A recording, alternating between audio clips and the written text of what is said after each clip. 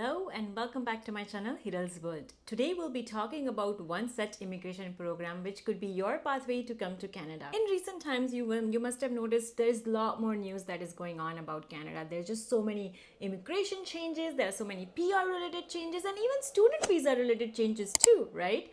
So amidst all of this, how can a general student or a person move to Canada and get a guaranteed job or ways in which they can settle in Canada? So in today's video, we are going to talk about best option to move to Canada, especially in relation to AAIP program, which is Alberta Immigration Program. We'll be also talking about some of the changes that the Alberta government has made to its recent PNP draw program.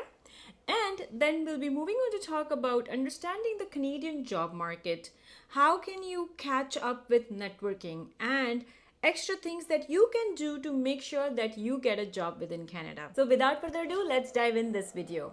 But before that, hi everyone. If you're landing on this page for the first time, then I'm HiralsWorld. I make videos about working abroad, studying abroad, and I live in Canada. So you'll be also finding a lot of Canada vlogs on this channel. Now, in recent times, you must have noticed that there are so many changes that Canadian government has announced.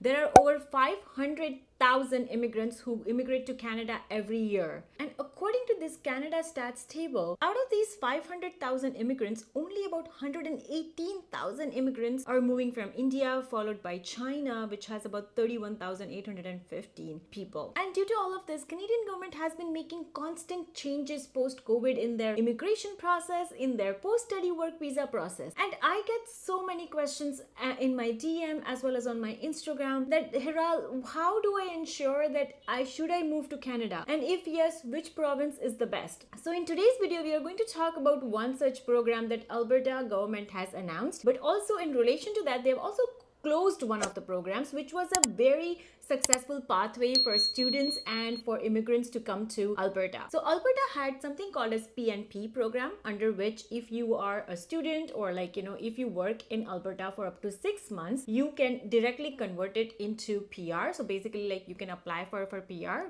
just within 6 months. Whereas in other provinces, it has to be about 2 to 3 years that you have to work, and then you have to account for certain number of years within Canada, and then only you can apply. So now this program is sadly closed since February 15th, 2024, and now they are starting with a new program. And under this new program, we'll be covering all the nitty-gritty things and how you can ensure that you are getting your option of settling in Canada. So what is this new program in Alberta? It's called AAIP program, which actually stands for Alberta Advantage Immigration Program Application Stream. Now under this program, you will notice that there are quite a new changes that they have announced. For example, one of the things that really interested me was this graduate entrepreneurial skills and rural entrepreneur stream.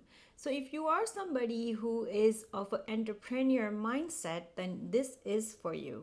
If you scroll down on the page, you will also notice some of the requirements, and we'll be shortly going through all of these requirements. But before we go on to that, let me just quickly summarize what are the new changes that has been announced. Now, if you know that within Canada, if you want to come to any province in Canada, there is something called as skills immigration. And that is one of the safest and the most interesting pathway to come to Canada, especially if you are from STEM education. STEM means science, technology, engineering, and mathematics background. Then these pathways are quite easy for you, because under skills immigration, for example, in Alberta, right now there is technology, there is healthcare, there is construction workers, and there is tourism, that is hospitality. Now this tourism and hospitality is newly added program. So that's one of the changes, because Canadian government post-COVID has seen a surge of tourism and people coming for exploring, of course. And Alberta is very well known for its tourist destination, especially given its beautiful landscape and mountains that it's around. So in order to tackle its shortage of skilled workers in hospitality industry,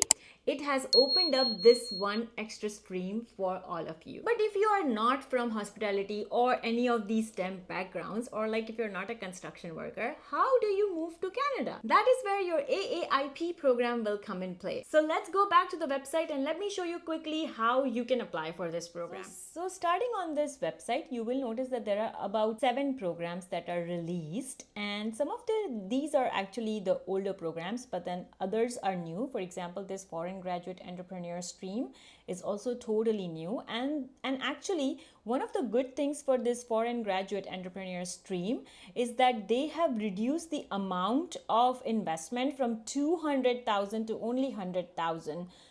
And like, really, this is the lowest amount that I've seen when it comes to opening your own business and stuff. And plus, they have also like given their phone line so that you can reach out to them and you can kind of ask them more questions about it. Under this program, all you have to do is, especially if you have like a business idea or something, or like, if you want to open up a restaurant or maybe, open up a pizza shop or something, you can easily come here in Alberta, in the rural areas of Alberta, and then you can, sort of like open your own business, hire people, because Alberta government is actually looking for developing their job market. The eligibility criteria for this one is, once you are on this page, you can of course check it out yourself, but it's pretty simple as well.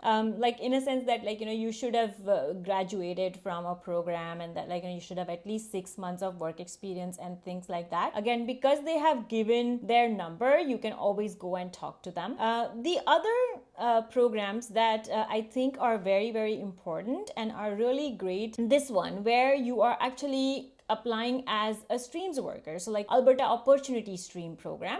Now, since this program is sort of right now stopped, there will be more updates that will be coming in. There is also Alberta Express Entry Stream. Under this stream, you can actually directly enter the Express Entry pool, and there is more update that they will be giving in, but as of now, what I know is that you can work, if you're working in any of these fields, and if you have a job offer from the employer, then you can apply. So in general, the eligibility for this program is that you should have worked for 6 months. You should have a credential degree from either Canada, because if it is from outside, then you do need a valid job offer in order to be counted it as under this program for the PR. So usually, if I were to divide it into 2 sections, then it would be, first part is where you are abroad and you are trying to get in Canada, and then you get a full-time job offer. You come here, you work for 6 months, and then you would get a PR. The second part is where you are studying in Canada. You would still apply for jobs, and then you work at the job for 6 months, and then you would be getting a PR. Now, what has changed than before is that if you are working in one of these 4 categories that I discussed before, that is IT, healthcare, construction worker, or hospitality or tourism, then you can apply for PR within 6 months. But if you are from any other stream, then you cannot. Now you must be saying, oh my god, like even Alberta is now, kind of stopping this. So where do I go? There are 2 other provinces that are still giving really easy visa to all of the foreigners. So take this chance right now, and if you are thinking of studying in Canada, and if it is not a STEM education, then these are the 2 provinces where you can go. First one is Saskatchewan, where you can totally go, and yes, it's cold, but if settling in Canada is on your mind, then this is the safest province for now. The second one is PEI, which is Prince Edward Island. Now that is also another option. So if you want me to make a separate video on it, then you can comment down below and I'll be happy to make it. Now let's move on to talk about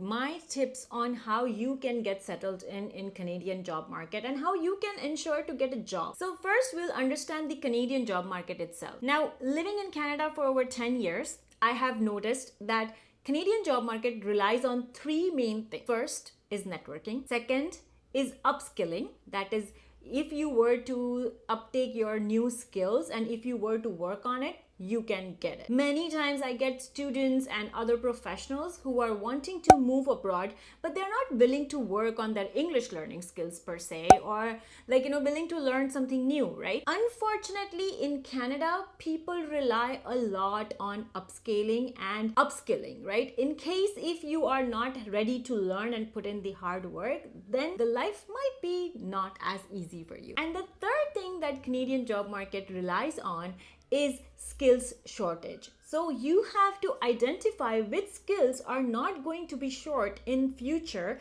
and you have to work in that field. Now you must be saying, oh, but I'm already 40 or 42 years old. How do I upskill myself? Well, there are so many courses that are available online. Go and research them and start doing them. I have seen so many people not from tech industry and yet gaining tech knowledge and then working in tech industry in different positions. Even like one of my students just did 6 months of boot camp and then now is working as a data analyst. So really try to see which jobs are in demand and how you can meet the requirements of the employer that are looking for. And how do you do that? You go through different job postings, talk to recruiters, and see what kind of things are in demand in Canada. Now, talking about the second thing, which is networking. Many times people will be like, how do I network? And trust me, I understand. Cold calling and networking is one of the ways to get a job in Canada. But yes, networking is not as easy as you think. You have to understand that when you are networking with somebody via LinkedIn or even meeting them for a coffee chat, when you're meeting them, you're not only getting the value from them, but you have to also provide a value to them. So what I mean by that is, for example, many times, like even people will reach out to me on LinkedIn and they'll be like, oh, would you be willing to have a coffee chat? And when I go and have a coffee chat with them, all they talk about is how they would love to do a job that I am doing, or how they would want to work in the same field, or maybe in the same university, mostly in the same university, because I work in the world's topmost university and many people know that getting in this university is just going to make their life easier. But what you don't provide when you're meeting with people is the value. Why would that person be helping you? What is it that you're trying to get out of it? So when you're really just talking about you have to also understand what the other person is facing. How can you give the value to them? Ask meaningful questions, just rather than just talking about how you'd love to work in a company or how you'd love to work in Canada. You might want to talk about what kind of values you should be learning, what kind of skills you should be learning, how did they get to where they are today, and really learn from their experiences. So all in all, what I'm trying to say is networking is hard, but it is not impossible for you to network with people. Now, coming on to the last topic of what can you do extra to be able to get a job in Canada. You can always try to follow different channels. Something that I have noticed is there's always a list of employers that is coming out who can hire the professionals from abroad. And these are approved employers. So trust me, when the government is closing one door, it is also opening the other doors. And that's only because it wants to give you more opportunities. So my only advice would be to keep an eye out for all of these opportunities. So for example, next week's video, I'm going to come up with the list of approved employer, and it's a long list. These employers are eligible to hire foreign workers on LMIA. That means they have got the approval from the Canadian government to hire foreign workers.